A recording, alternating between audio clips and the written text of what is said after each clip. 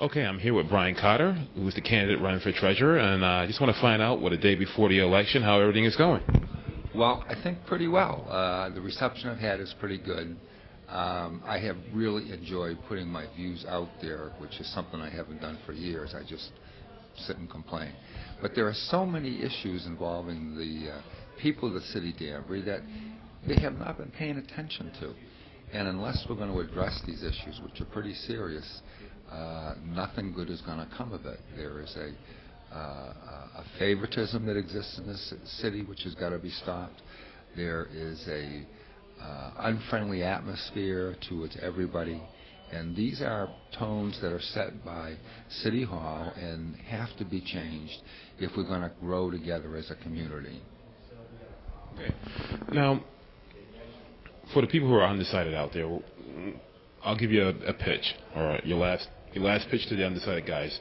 Why should they come out and vote for you as opposed to your competitor? Well, that's simple. For a long time, the Republicans have considered the job of city treasurer as a person who just sits and writes checks. He just does what he's told. He doesn't have any say in what happens with the people's money. Now, that's wrong. The fact of the matter is that a treasurer is a sworn constitutional officer, if you will, whose duty is to protect the taxpayer's money. That means that if that taxpayer's money is not being spent correctly, it's his obligation to stand up to the mayor or to the common council or to anybody else and insist that that money be used in a proper and fiscally responsible manner for the taxpayer's sake. For instance, if the mayor wants items paid for that are not in his budget, that's wrong. The treasurer should not sign those checks. If that leads to confrontation, then so be it. If the administration wants to transfer money out of a bond issue for a purpose that was not authorized by the voters, that's wrong. It's an improper use of the taxpayer's money. If the administration wants to give away tax revenues for purposes that are at best questionable and at worst possibly corrupt, it is the treasurer's responsibility to step up to the plate, confront the mayor, and stop this reckless use of the taxpayer's money.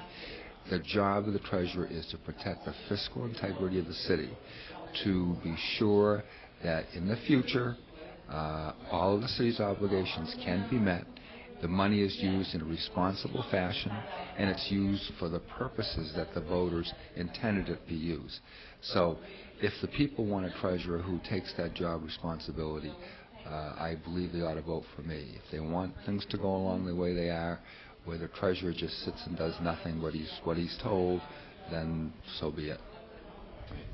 Now, one more quick thing.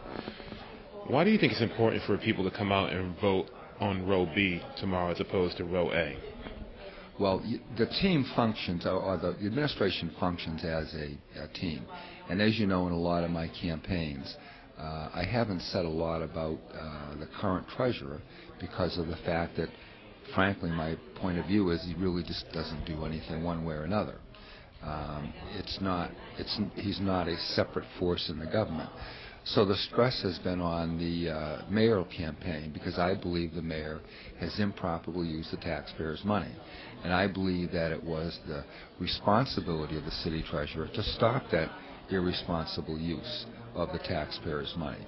So to me it's important that the treasurer have an administration that is forthright, that is serious about the good of the city, that is not given to political considerations in terms of when it spends money. You know some of the things I have talked about. I've talked about the fact that the police station is built on a site that's ridden with asbestos. Now that's going to cost the taxpayers money in the future when the police officers have health problems, which are going to occur. I've talked about the tax breaks to BRT. That was wrong. It was an irresponsible use of the taxpayers' money. We need a mayor who does not propose to give favored tax treatment to developers who can make plenty of money anyway, and in fact whose developments are against the interests of the city.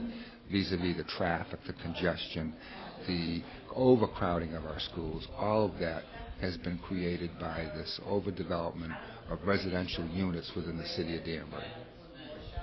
Now, I was privileged enough to have an interview with you earlier on in the campaign season that I posted up on my website. One of the big responses I received was when you talked about the parking garage. If you can just elaborate a little bit right now again about the parking garage and just inform the public about some stuff that they might not know. This parking garage was a bond issue voted by the voters during the last year, I believe, of Mayor Iroquois's administration. And they proposed, I believe it was, and I could be wrong, but I think it was like $5 million to build this parking garage. After Mayor Boughton took office, he took over $1 million of that bond issue and used it to repair roads. Now, the problem with that is that, number one, you're not using the money for the reason the taxpayers voted it for. That's why you had a referendum, because this was an issue that the voters should vote on. But second of all, you've taken that $1 million and you have used it to pay a current expenditure whose lifetime is very short, but you're going to be paying the interest on that for years and years and years. So it's like taking your credit card, and as I said in the interview with you, taking your credit card or your home equity loan and paying for your dry cleaner. It's not fiscally responsible, and that's what has led, in fact, a lot of individual Americans into the dire financial straits they are now, because they have been lured into this idea of easy credit and not paying attention to being sure they have sufficient funds coming in every year to pay yearly expenses, and they project these payments out over the years, which over the years it's going to crush them. Well, again, thank you very much for taking your time. Good luck for tomorrow, and I will be seeing you on the campaign after 8 o'clock at night and see how everything works out. Thank you very much, Sal. All right, thanks a lot. Take care.